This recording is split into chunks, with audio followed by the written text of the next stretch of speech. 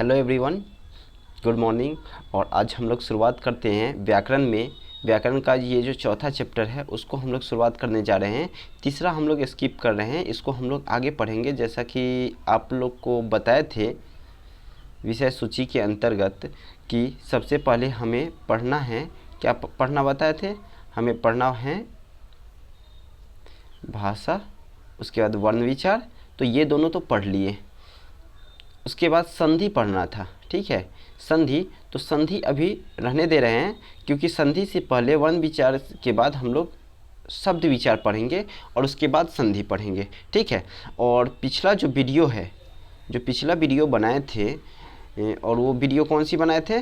वो बनाए थे वर्ण विचार। वो काफ़ी ज़्यादा साउंड प्रॉब्लम हो गया था, तो कोशिश करेंगे उसको फिर से बना के डाल दें। तब तक के लिए आप लोग उसी से कंप्रोमाइज़ करके चलिए। इसको जस्ट संधि के बाद उसको वर्ण विचार को फिर से बना देंगे। तब तक अभी शब्द विचार और संधि बनाते हैं, उसके बाद फिर वर्ण विचार बना के उसके बाद डाल देंगे। क्योंकि बनाने में काफ़ी ज़्यादा मेहनत लगता है, इसलिए थोड़ा सा मतलब उसको छोड़ रहे हैं, उसको आगे की तरफ हम लोग बढ़ रहे हैं और उसको भी बता देंगे, ठीक है। तब तक के लिए इसी से हम लोग काम करेंगे।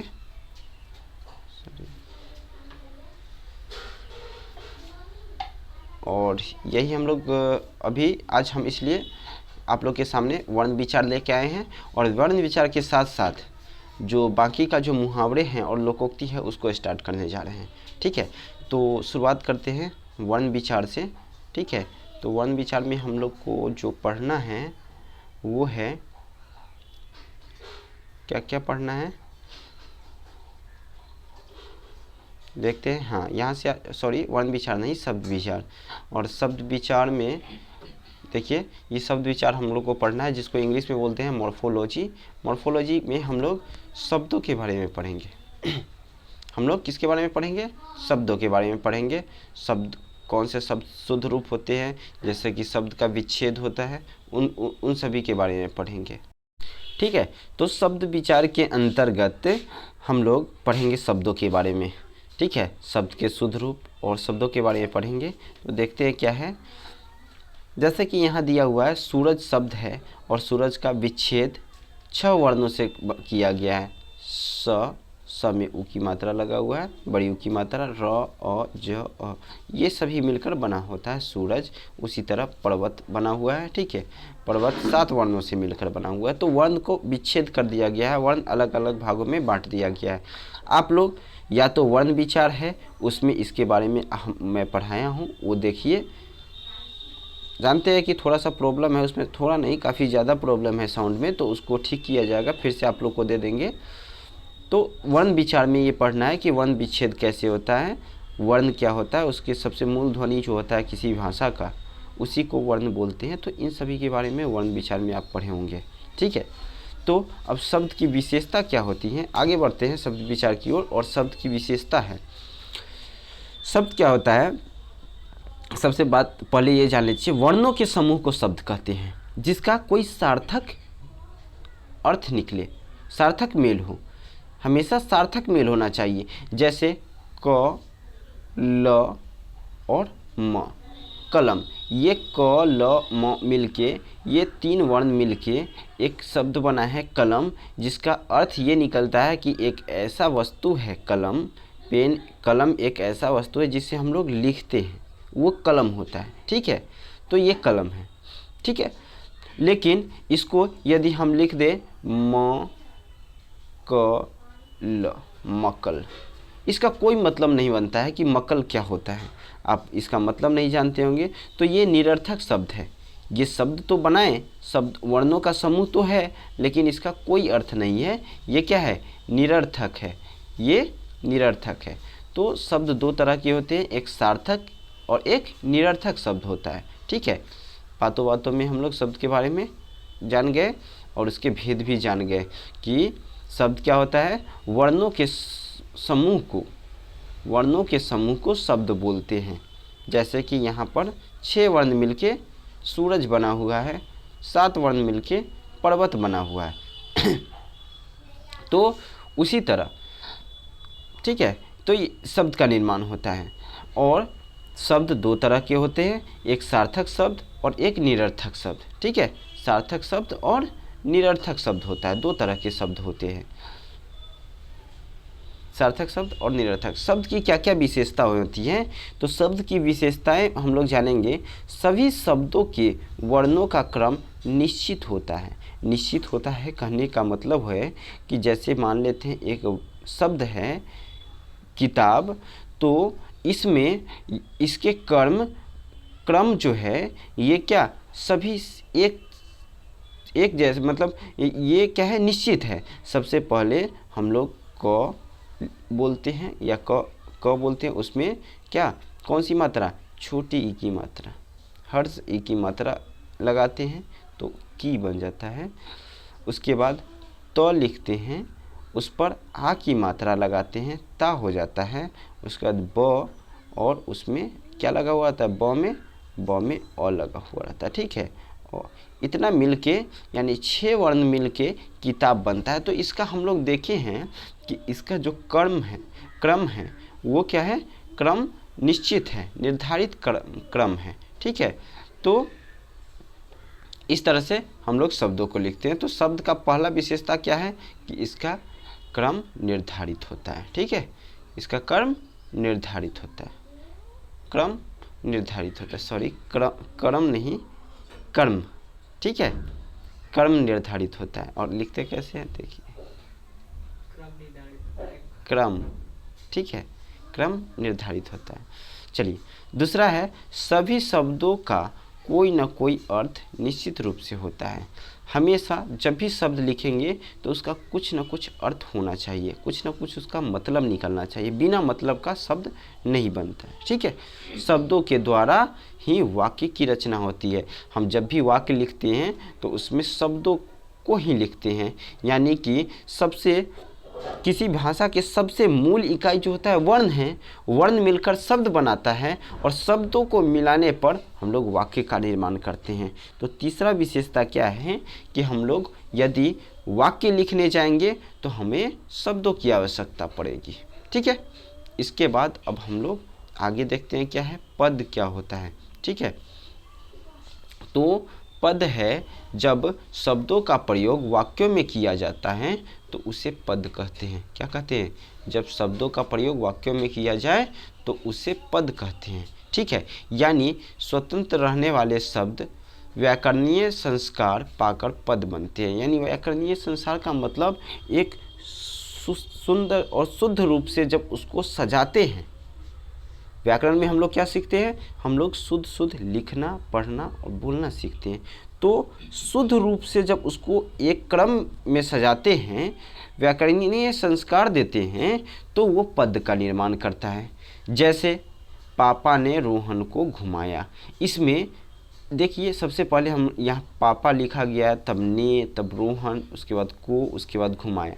यदि हम लोग ऐसे लिखते को रोहन पापा ने घुमाया तो इसका कोई मतलब नहीं बनता। ये शब्दों का एक समूह तो है, को रोहन ने पापा घुमाया, ये शब्दों का एक समूह तो है, लेकिन इसका कोई मतलब नहीं बनता है। हम लोग इसे ठीक से समझ नहीं पाते हैं कि क्या बोलना चाह रहा है वक्ता, ठीक है, या फिर बोलने वाला क्या बोलना चाहता है। तो इसका कोई मतलब नहीं बनता है, तो इसे पद नहीं कहेंगे। ठीक है, जब व्याकरणीय संस्कार होगा, व्याकरण के अनुसार शुद्ध लिखा हुआ रहेगा, तो वही क्या कहलाएगा, वो पद कहलाएगा। ठीक है,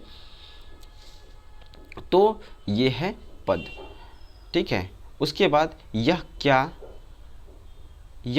पापा रोहन घुमाया शब्द से बना है। ठीक है, यानी कि वही जो अभी बताए हैं इसको उल्टा सीधा करके बोले हैं, जैसे वैसे ही यहाँ भी बोला गया है। तो उसमें क्या है, मतलब कोई अर्थ नहीं निकलता। वाक्यों का प्रयोग में सही शब्दों का चयन और क्रम होना आवश्यक है। शब्दों का वर्गीकरण, शब्दों का विभाजन जो होता है, बंटवारा जो होता है, वर्गीकरण कैसे हम लोग करते हैं, तो शब्दों का वर्गीकरण उसके उत्पत्ति या स्रोत के आधार पर करते हैं। जिस पर उत्पत्ति यानी कहाँ से वो उत्पत्ति हुआ, उसका शुरुआत कहाँ से हुआ, ठीक है, या फिर कहाँ से लिया गया। उसके बाद अर्थ के आधार पर करते हैं, उसका क्या मतलब है। ठीक है, उस आधार पर हम लोग शब्दों का वर्गीकरण करते हैं। रचना या बनावट के आधार पर करते हैं। ठीक है, उसका रचना क्या है, कैसे बना हुआ है, उसका बनावट क्या है, ठीक है, उस आधार पर भी शब्दों का वर्गीकरण करते हैं। प्रयोग के आधार पर कौन सा शब्दों का प्रयोग कहाँ किया जाता है, उस तरह से हम लोग प्रयोग के आधार पर भी इसका वर्गीकरण करते हैं। और व्याकरणीय प्रकार्य के आधार पर, यानी कि व्याकरण के दृष्टिकोण से और उसके आधार पर हम लोग देखेंगे कि शब्दों का वर्गीकरण कैसे किया जाता है। तो ये 5 तरीका से शब्दों का वर्गीकरण किया जाता है। ठीक है, अब अगला देखते हैं ये वर्गीकरण कैसे किया गया है। ठीक है, ये वर्गीकरण कैसे किया गया है। तो सबसे पहले उत्पत्ति के आधार पर शब्दों का जो वर्गीकरण है वो 5 तरह से किया गया है। ठीक है, तत्सम शब्द, तद्भव शब्द, देशज शब्द, विदेशज शब्द और संकर शब्द। ठीक है, 5 तरह से किया गया। कितने तरह से वो किया गया है? 5। तत्सम, तद्भव, देशज, विदेशज और संकर। ठीक है, इतने तरह से किया गया है। अब तत्सम शब्द क्या होता है? व्हाट इज तत्सम शब्द क्या है? ठीक है, इंग्लिश नहीं, सिर्फ हिंदी का है तो हिंदी ही पढ़ाएंगे, हिंदी में ही बोलना है। तो तत्सम क्या है? तत्सम में तत् का अर्थ होता है संस्कृत, और सम मतलब समान या बराबर, जो संस्कृत के जैसा हो, जो संस्कृत से शब्द लिया गया है उसी को बोलते हैं तत्सम शब्द। क्या? संस्कृत के उन शब्द को जो उसी रूप में हिंदी में स्वीकार किया है। ठीक है, समान, जो संस्कृत में भी है और हिंदी में भी है, दोनों एक जैसा है तो उसको बोलेंगे तत्सम शब्द। ठीक है, समान रूप हो, ठीक है, उसी रूप में हिंदी में जब स्वीकार कर लिया गया उसी को तत्सम शब्द कहते हैं। जैसे अग्नि, अग्नि एक संस्कृत शब्द है, इसको हिंदी में तो आग बोलते हैं, लेकिन संस्कृत में क्या बोलते हैं? अग्नि। और कहीं कहीं हिंदी में भी अग्नि शब्दों का प्रयोग किया रहता है, तो वो अग्नि क्या है? एक तत्सम शब्द है। सूर्य, इसको हिंदी में सूरज भी बोलते हैं, सूर्य क्या है? तत्सम शब्द है। चंद्र, माता, पिता, पुत्र इत्यादि जो है तत्सम शब्द है। ठीक है, तो तत्सम शब्द समझ गए होंगे। ऐसा शब्द जो संस्कृत के मूल भाषाओं से लिया गया है, जो संस्कृत का ही शब्द है और हिंदी में उसका प्रयोग किया जाता है। ठीक है, उसे तत्सम शब्द कहते हैं। आप लोग को लास्ट में हम बताएंगे बहुत सारे तत्सम शब्दों के बारे में, उससे परिचित करवाएंगे कि हम लोग हिंदी में किस तरह के तत्सम शब्दों का प्रयोग करते हैं और वो कौन कौन है। अब सेकेंड है तद्भव शब्द। तद्भव शब्द क्या है? संस्कृत के उन शब्द को जो थोड़ा बहुत परिवर्तन के साथ हिंदी में प्रयोग किया जाता है, यानी संस्कृत से ही मिलता जुलता है, संस्कृत का ही बिगड़ा रूप है, लेकिन उसमें परिवर्तन लाया गया है। क्या? परिवर्तित किया गया है थोड़ा बहुत, उसको तद्भव बोलते हैं, तद्भव शब्द बोलते हैं। जैसे अग्नि से बन गया आग, सूर्य से बन गया सूरज, चंद्र से बन गया चंद्रमा, माता से बन गया माँ, पिता से बन गया पापा। ठीक है, पुत्र से बन गया बेटा। तो ये सभी क्या है? ये सभी हिंदी के शब्द हैं जो संस्कृत में संस्कृत हिंदी का शब्द है जो संस्कृत से लिया गया है। ठीक है, तो ये हो गए तत्सम शब्द। और उसके बाद जैसे कि यहाँ पर कुछ एग्जाम्पल्स दिए गए हैं, और वो कौन कौन से हैं?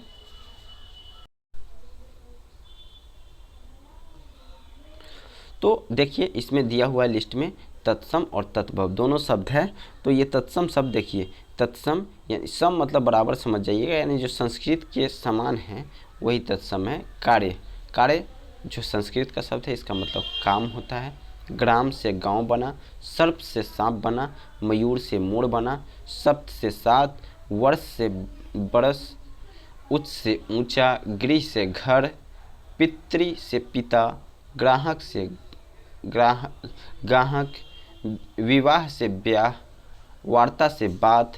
तो ये सभी शब्द जो संस्कृत के थे और उसे बदल के हिंदी में प्रयोग किया गया, थोड़ा सा उसमें परिवर्तन के द्वारा, तो उसको तद्भव बोलते हैं। फिर देखिए श्वेत, श्वेत से सफ़ेद, स्वर्णकार मतलब सुनार, मुक्ता से बना मोती। मुक्ता यदि हम लोग यूज करेंगे हिंदी में तो वो तत्सम शब्द हो जाएगा, लेकिन उससे मोती को यूज करेंगे तो वो तद्भव शब्द हो जाएगा। आम्र यदि यूज करेंगे तो तत्सम होगा, और आम यूज करेंगे तो तद्भव होगा। मस्तक संस्कृत शब्द है, इसका हिंदी में माथा होता है। शुष्क सूखा, सत्य सच, ठीक है। भगनी बहन, दुग्ध दूध, दुर्बल दुबला, भ्राता भाई, अच्छी आँख, लोक लोग, घृत घी, शर्करा शक्कर। तो ये देख रहे हैं थोड़ा बहुत लग रहा है कि उसी से लिया गया है, उसी से बना हुआ है और बना के और हिंदी का शब्द बनाया गया है। जैसे कि ब्राह्मण भौरा, मच्छिका मक्खी, दधी दही, कर्ण कान, नव मतलब नया, कुंभकार यानी कुम्हार, दीपक दिया, आश्रय आसरा। ये सभी जो शब्द है, ये जो बाएं साइड में है वो है तत्सम शब्द और दाहिने साइड में तद्भव शब्द। तत्सम शब्द और तद्भव शब्द का कुछ सूची है जो हम लोग हिंदी में इस्तेमाल करते हैं, ठीक है, उसका इस्तेमाल करते हैं। अब हम लोग देखेंगे देशज शब्द। देशज यानी कि देश का जो भाषा है, जो पहले से बोला जा रहा है, जो भारतीय है भाषा है, उसको देशज बोलते हैं।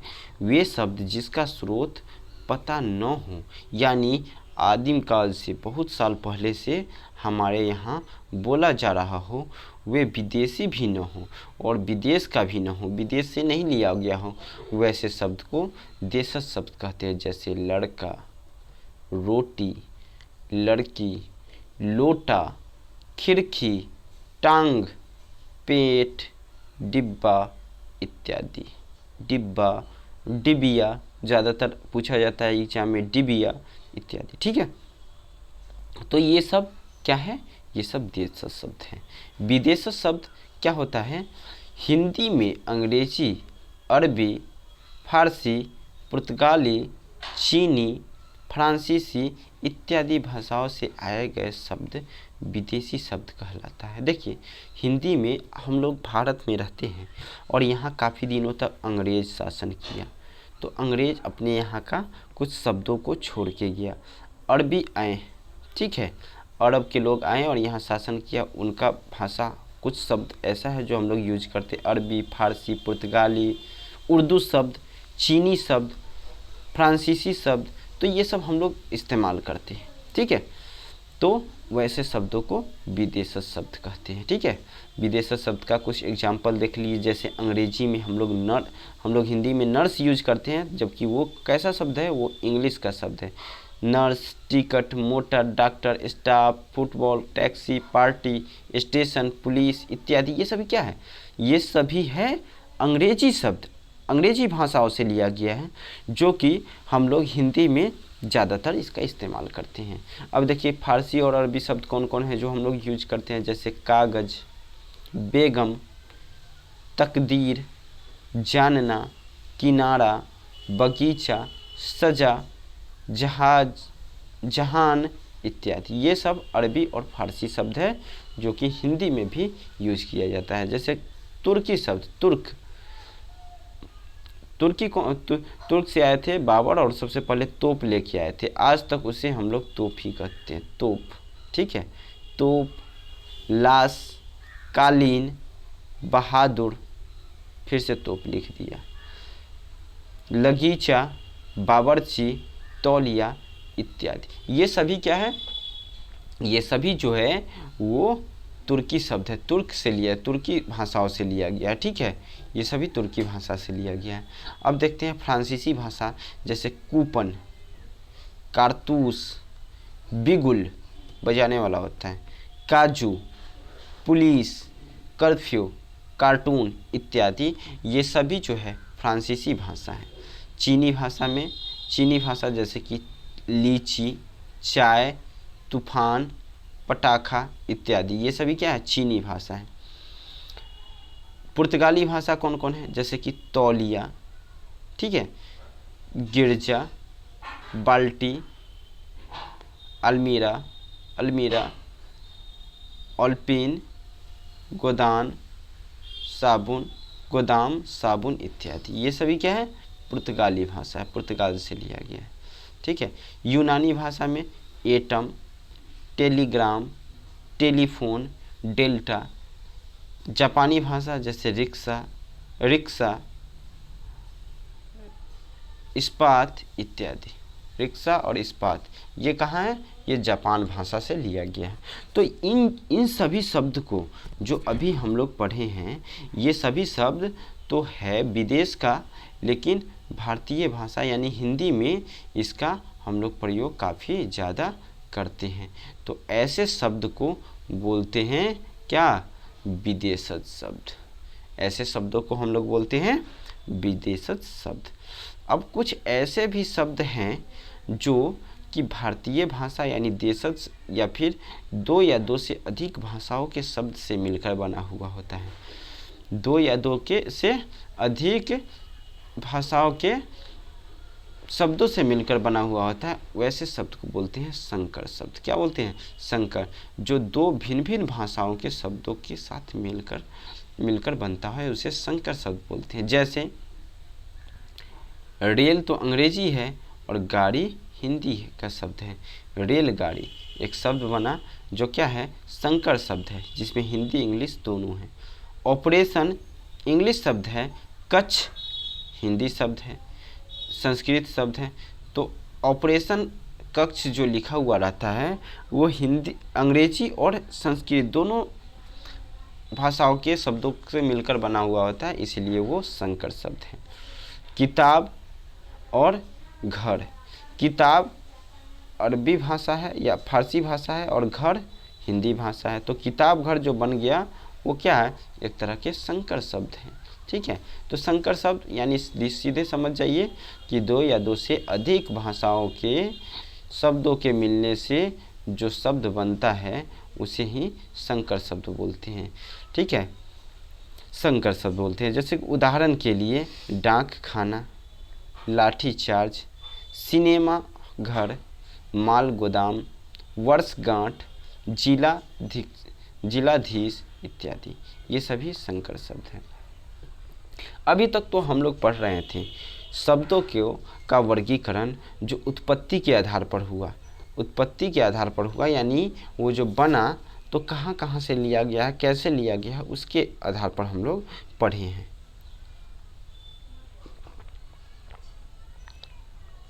अब हम लोग पढ़ेंगे शब्दों का वर्गीकरण उसके अर्थ के आधार पर। ठीक है, उसके अर्थ के आधार पर कि शब्दों का जो अर्थ है उसके आधार पर कैसे वर्गीकरण किया गया है। जैसे कि पहला है एकार्थी शब्द, दूसरा है अनेक अर्थी शब्द, तीसरा है समानार्थी या पर्यायवाची शब्द, चौथा है विपरीतार्थी या विलोम शब्द, पांचवा है समरूप या श्रुति सम भिन्नार्थक शब्द, समरूपी या श्रुति सम भिन्नार्थक शब्द, छठा है अनेक शब्दों के लिए एक शब्द। अब इन सभी शब्दों का जो हम अब पढ़ने जा रहे हैं वो उसके अर्थ के आधार पर है। अर्थ के आधार पर सभी शब्द का वर्गीकरण। तो देखते हैं अब शुरू से एक अर्थी ये दो शब्दों से मिलकर बना हुआ है।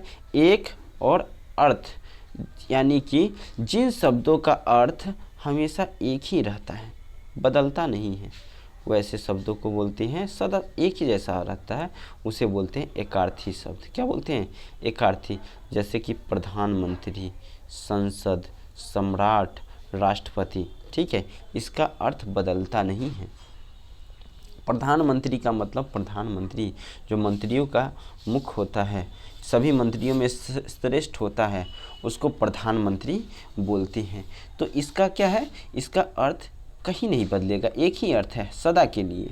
सम्राट मतलब राजा होता है। ठीक है, इसका अर्थ बदलेगा नहीं, हर जगह कहीं भी यूज होगा तो सम्राट का मतलब सम्राट ही, राजा ही होगा, इसके अलावा और कुछ नहीं हो सकता है।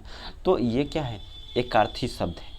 दूसरा है अनेक अर्थी शब्द, यानी कि शब्द एक और जिसका अर्थ अनेक हो, एक से अधिक हो, तो उसको अनेकार्थी शब्द बोलते हैं।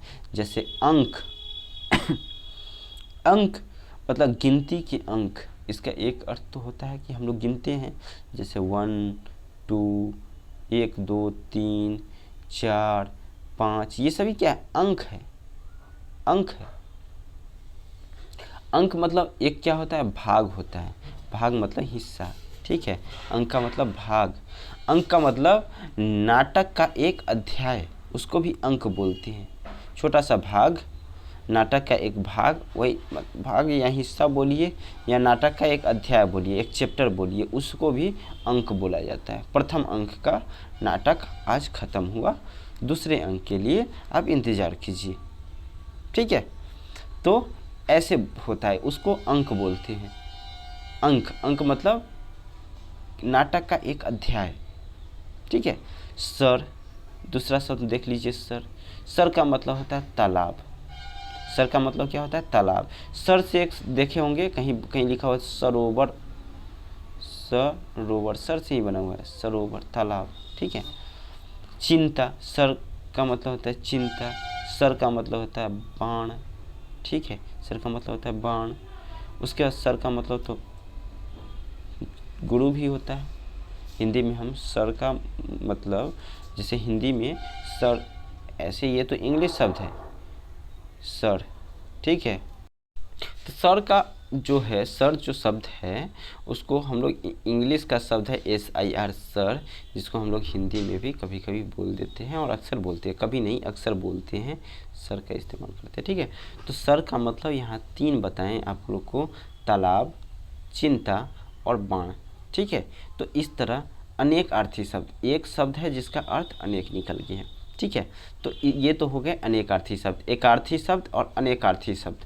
अब हम लोग आगे देखते हैं समानार्थी शब्द, जिसका अर्थ समान हो, यानी अलग अलग शब्द और अर्थ अलग, अर्थ समान, शब्द अलग अलग और अर्थ एक जैसा। जैसे कि देखिए उत्तम, उत्तम मतलब होता है सर्वश्रेष्ठ, श्रेष्ठ, यहाँ देखिए बीच में श्रेष्ठ लिखा हुआ है। बढ़िया, उत्कृष्ट, ये सभी मतलब होता है उत्तम। इसका सभी का मतलब एक ही है कि जो सबसे बेहतर हो, यहाँ पर बेहतर भी लिखाया जा सकता था, ठीक है। तो ये हो क्या हो गया? उत्तम, सबका मतलब एक ही हुआ, लेकिन शब्द अलग अलग यूज किया गया है। ऐसे शब्द को समानार्थी शब्द, यानी समान अर्थ वाला शब्द या फिर पर्यायवाची शब्द बोलते हैं, ठीक है। पर्यायवाची शब्द, जैसे पक्षी, पक्षी कहीं कहीं हम पंछी लिखा हुआ देखते हैं। खग, खग मतलब भी पंछी होता है। विहग, विहग मतलब भी पंछी होता है। ये हो गए समान अर्थ, जिस सभी का मतलब सेम है। जैसे कि शोभा, सौंदर्य, सुंदरता और सुषमा, सभी का मतलब एक हो गया। अंबर मतलब होता है आकाश, गगन और नभ, चारों का मतलब एक ही है। हवा, वायु, जो हवा होता है वही वायु होता है, उसी का नाम समीर है, उसी का नाम अनिल है, उसी का नाम पवन है, ठीक है। तो ये सभी एक जैसा है। जैसे कमल, इसी को पंकज बोलते हैं। जलज, वाणिज, ठीक है। तो ये सभी समानार्थी शब्द है, या फिर बोले तो ये पर्यायवाची शब्द है, ठीक है। जैसे कि घोड़ा, अश्व है, तुरंग, ठीक है। ये सभी घोड़ा का पर्यायवाची शब्द है। भूमि, भूमि का क्या है? पृथ्वी, धरा, वसुधा, धरती, ये सभी क्या है? ये सभी जो है वो भूमि का समानार्थी शब्द है, सबका मतलब भूमि ही होता है। तो ऐसे शब्दों को बोलते हैं समानार्थी शब्द, ये शब्द और ये सभी शब्दों को, ठीक है। अब हम लोग समानार्थी शब्द के बाद हम लोग पढ़ेंगे किसके बारे में? हम लोग पढ़ेंगे विपरीतार्थी शब्द, यानी विलोम शब्द। ऐसा शब्द जो अलग अलग मतलब देता है, जिसका मतलब अलग अलग हो। जैसे कि अर्थ, अनर्थ, जिसका कोई मतलब निकले उसको अर्थ बोलते हैं, जिसका कोई मतलब ना हो अनर्थ है। उर्वर, उर्वर का मतलब होता है उपजाऊ, और उत्सर मतलब उपजाऊ नहीं, दोनों आपस में उल्टा है। सुख उल्टा होता है दुख। घात, प्रतिघात। अनुराग का होता है विराग, उल्टा शब्द। उल्टा या विपरीत शब्द या विलोम शब्द तीनों एक ही हैं। रक्षक, रक्षक का होता है भक्षक, एक रक्षा करने वाला है, एक खाने वाला है, भक्षक है। अनुज, अग्रज, शयन, जागरण, रात, दिन। तो ये सभी क्या है? ये सभी विलोम शब्द हैं, आपस में एक दूसरे के मतलब उल्टा बताते हैं, ठीक है, उल्टा मतलब बताते हैं। अब है समरूपी शब्द, समान रूप या श्रुति सम भिन्नार्थक शब्द, जिसको सुनने में एक जैसा क्या होता है, एक जैसा महसूस होता है। जैसे कि ग्रह और गृह। एक ग्रह है जिसको घर बोलते हैं, सॉरी गृह, एक ग्रह है जिसको पृथ्वी और सूरज है, ठीक है, तो उससे रिलेटेड है ग्रह। उससे मतलब जैसे पृथ्वी एक ग्रह है, मंगल एक ग्रह है, ठीक है, वो ग्रह है। और एक गृह है, गृह का मतलब क्या होता है? गृह का मतलब होता है घर। दोनों एक जैसा लगता है देखने में, सुनने में। कर्म, और जिसका मतलब होता है काम। कर्म का मतलब होता है काम। कर्म किए जा फल की चिंता मत करे इंसान, जैसा कर्म करोगे वैसा फल देगा भगवान। ये है गीता का ज्ञान, ठीक है। तो वो कर्म क्या है? वो काम है, काम है, यानी आप क्या काम करते हैं, आपका कर्म क्या है, ठीक है। और एक है क्रम, क से पहले र पढ़ेंगे, क्रम, ठीक है। क्रम, क्रम का मतलब होता है सिलसिला, यानी पहले कौन, फिर बाद में कौन, फिर उसके बाद कौन, उसके बाद इसको क्रम में सजाना, जिसको बोलते हैं क्रम में लगाना। जो सिलसिला होता है, एक के बाद दूसरा, दूसरा के बाद तीसरा, ऐसे इसको बोलते हैं क्रम, ठीक है। कर्म और क्रम, ठीक है, ये है। अब अगला है अनेक शब्दों के लिए एक शब्द।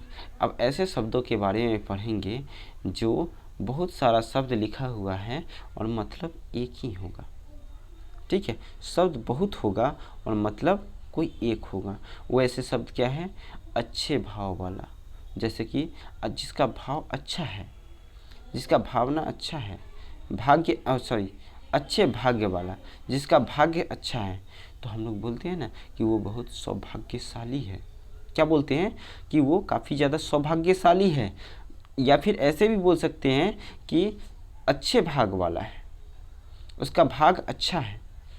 तो हम ये भी बोल सकते हैं उसके जगह पर ज़्यादा शब्दों का प्रयोग। यहाँ देखिए, बता दें कि यहाँ 3 शब्द का प्रयोग किया गया, अच्छे, भाग्य वाला, 3 शब्दों का प्रयोग किया गया है। और इसी को एक शब्द सौभाग्यशाली में पूरा कर दिया गया है। सौभाग्यशाली का भी मतलब होता है अच्छे भागों वाला, ठीक है, अच्छे भाग्य वाला, ठीक है।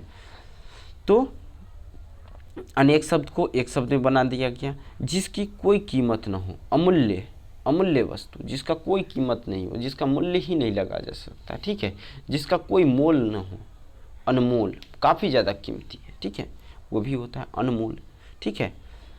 तो ये सभी क्या है? ये सब अनेक शब्द जिसके बदले में हम लोग एक शब्द का प्रयोग करते हैं, ठीक है। तो आज हम लोग यहीं रहने देते हैं, यहीं तक, क्योंकि ज़्यादा लंबा नहीं बनाएंगे। 33 मिनट हो गया है। सिर्फ थोड़ा सा इसके बाद रचना के आधार पर जो शब्दों का जो विभाजन है वो अगले वीडियो में हम लोग देखेंगे।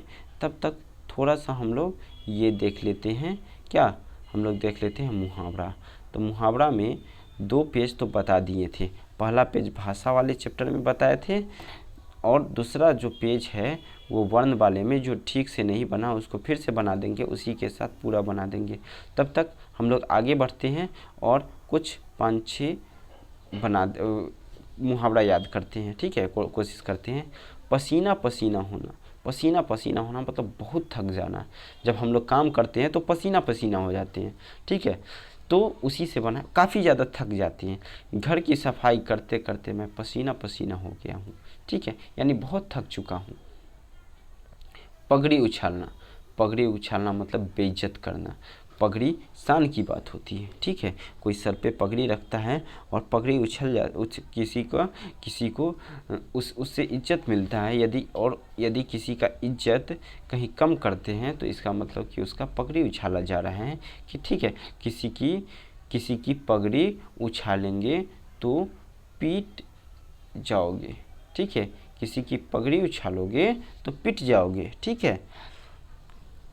फूल फूल कर, फूंक फूंक कर कदम रखना, फूंक फूंक कर कदम रखना, यानी हर एक कदम को ध्यान से रखना, सावधानी के साथ कोई भी कार्य करना, कोई भी कार्य सावधानी के साथ करना, ठीक है। व्यापार हो चाहे उद्योग, फूंक फूंक कर कदम रखना चाहिए, कुछ भी हो, व्यापार हो चाहे उद्योग हो, हमेशा कदम फूंक फूंक कर रखनी चाहिए ताकि आगे चल के नुकसान न हो। पौ 12 होना मतलब खूब लाभ होना, ठीक है। पौ 12 होना, ठीक है, खूब लाभ होना। सुना है उसकी शादी बड़े घर में होने वाली, अब तो उसके पौ 12 हैं, यानी खूब लाभ है, ठीक है। रंग बदलना क्या बोला जाता है, गिरगिट की तरह रंग बदलते हो, खूब बदलते हो, तुम्हारा आज कुछ और कल कुछ और बोली रहता है, तुम गिरगिट की तरह रंग बदलते हो, परिवर्तित होते हो, और बात बात पे तुम बदल जाते हो, ठीक है। जमाने ने कुछ लोग ऐसे रंग बदलते हैं कि सब देखते ही रह जाते हैं, ठीक है। ऐसा बदलता है, ऐसा मुँह करता है बातों से, या फिर ऐसे करता है, तुरंत कुछ रहता है, तुरंत कुछ और हो जाता है, जिस कारण से सब देखते रह जाते हैं। रास्ते पर लाना मतलब सुधार देना होता है, ठीक है। कभी ऐसा क्लास लेंगे कि तुम सभी को रास्ते पर ले आएंगे, सुधार के रख देंगे, ठीक है। अभी क्लास ढंग से नहीं ले रहे हैं, ऐसा क्लास लेंगे ना, रास्ते पर ले आएंगे, सबको सुधार देंगे, ठीक है। रास्ते पर ले आना, सुधार देना, ठीक। अब आगे देखते हैं, लेने के देने पड़ना, लाभ की जगह हानि हो जाना, ठीक है। लेना के दाना पड़ गया, जाना था वहाँ जाने से लाभ होना था, लेकिन हानि हो गया। इस व्यापार में लाभ के लिए कोई व्यापार किए थे, लेकिन लेने के देने पड़ गए, यानी लाभ की जगह हानि हो गई इस व्यापार में, ठीक है। जो मैं देखता हूँ ले लो, जो मैं देता हूँ ले लो, मुझे अकड़ मत दिखाओ, वरना लेने के देने पड़ जाएंगे, ठीक है, वरना तुम्हें हानि हो जाएगी। पैरों पर खड़ा होना यानी स्वावलंबी होना, ठीक है।